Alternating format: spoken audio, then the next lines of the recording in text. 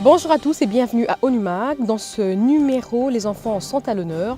Au Nord Kivu, les casques bleus ont donné un coup de pouce aux enfants vulnérables pour leur scolarité. Vous en saurez davantage tout à l'heure après les nouvelles.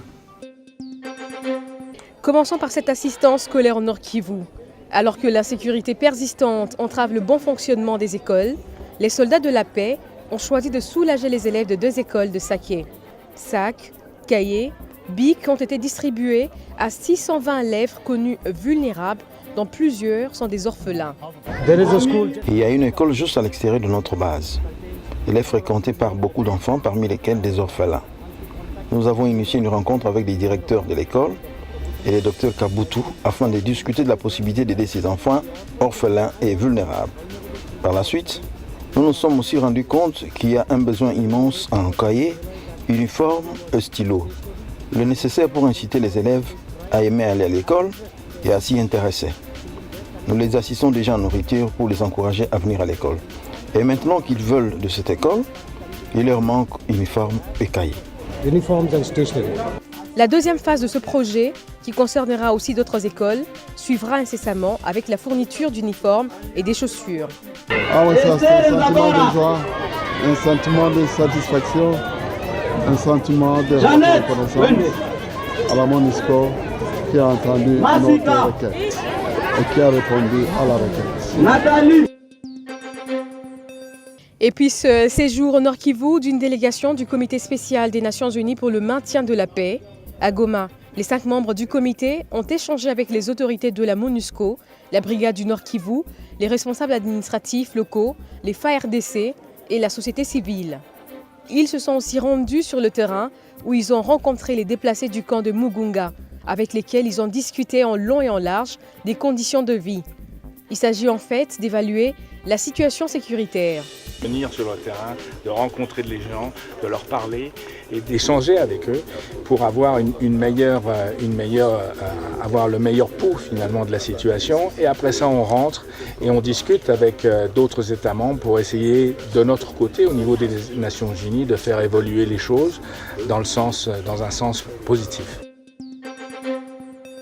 Le Bureau de la coordination des affaires humanitaires des Nations Unies, OCHA, et le groupe de protection en RDC ont produit un rapport, La crise oubliée du triangle de la mort, zone comprise entre les villes de Manono, Pweto et Mitwaba dans la province du Katanga.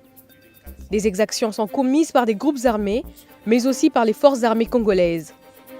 Le rapport examine les défis de la protection des civils dans cette province minière, qui de la présence de la MONUSCO dans cette région. Nous avons une présence assez légère au Katanga, mais n'oubliez pas aussi qu'en 2010, c'est suite à la demande du gouvernement congolais que les effectifs ont été réduits. Aujourd'hui, nous avons une présence pas significative, mais plutôt dans le nord du Katanga. Le sud du Katanga est assez vaste et nous n'avons pas une présence conséquente, mais nous avons toujours déployé au besoin en dégarnissant certaines positions pour aller renforcer d'autres. Tout de suite, la question de la semaine.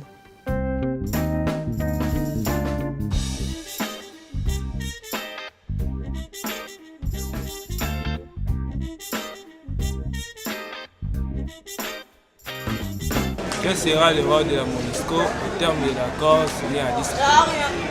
L'accord cadre pour la paix, la sécurité et la coopération pour la RDC et la région, ou encore appelé accord de Addis Abeba, a été signé le 24 février dans cette ville par 11 pays de la région, en l'occurrence la RDC, l'Angola, le Congo, l'Afrique du Sud, l'Ouganda, la Tanzanie, la RCA, le Burundi, le Rwanda, le Sud-Soudan et la Zambie.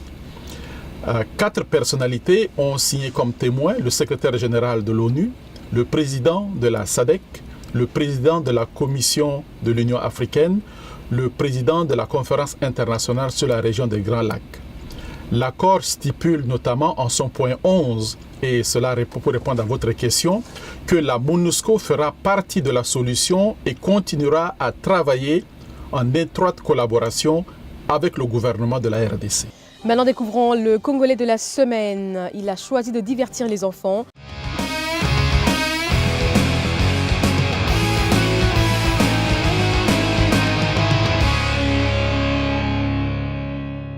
Bonjour, je suis Gabriel Wadiguesila.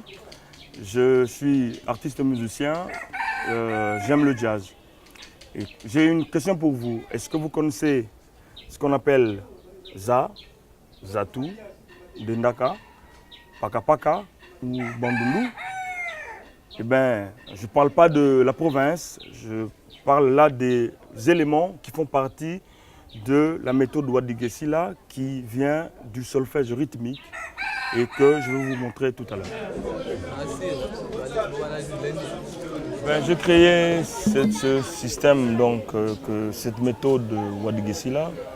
Donc, je l'ai créé par rapport aux difficultés que déjà moi j'ai rencontrées pour apprendre la musique. Parce que j'étais au départ autodidacte avant d'aller faire le conservatoire. Et donc, c'est au fait le solfège rythmique, mais j'utilise les onomatopées lingala, les mots lingala, pour la notation des notes. Et voilà quoi, c'est un peu ça que je voulais aussi introduire dans ce domaine de ce qui est de percussion.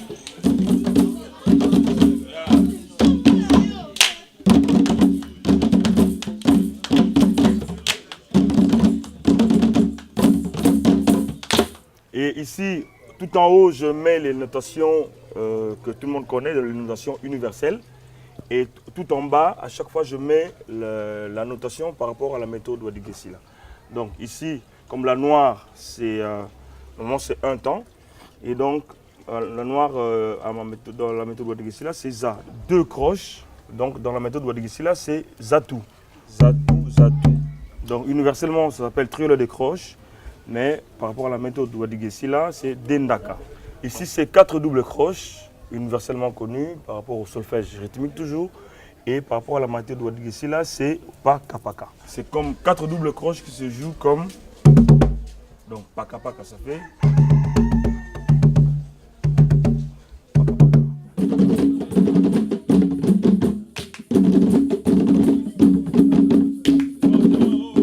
Je donne ce cours-là aussi bien aux enfants de 11, 9, 10, 11 ans qui comprennent bien, aussi bien aux adultes. Et donc ici à Kinshasa.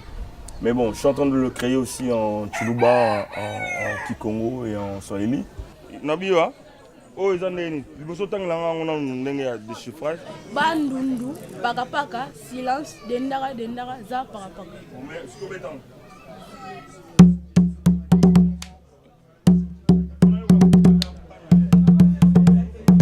Voilà, c'est que vous bandez.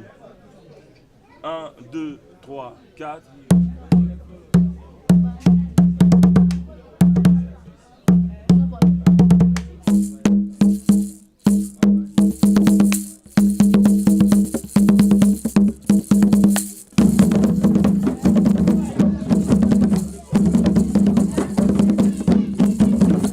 J'ai 14 ans. Tu as 14 ans, donc tu as commencé à quel âge de jouer J'ai commencé à jouer vers les 9 ans. La différence de par rapport à Zatu, par rapport à 4 notes. Oui. Mais Zatu a 2 notes. Ça c'est par rapport à Dendaka, Bandundu, Zatu, Za, Chimpaka. Depuis que j'ai commencé à jouer, je me sens très à l'aise. Dans la 13 ans, non, de 14 ans. Naebi Zatu, Naebi Paka Paka, Naebi Dendaka.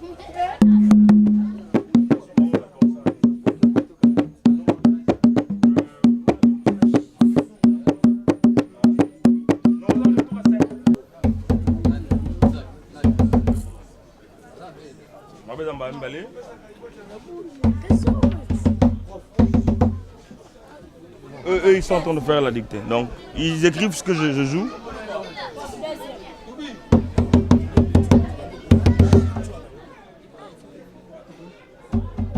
Ce que les gens apprennent à l'INA, par exemple, pendant 2 ans, ou même 3, ben, moi, j'en apprends dans la langue. Mais en 2 mois, on va dire, ou 3, on maîtrise pratiquement ce rythmique, solfège rythmique. Et il y a des avantages, c'est que bon, en fait, si tu veux, la théorie diffère la pratique, mais c'est que la théorie fait avancer la pratique. Donc, voilà, quand c'est écrit, ben, les gens commencent à voir les difficultés de ce qu'ils ont déjà, puis commencer à pratiquer pour aller vers l'avant.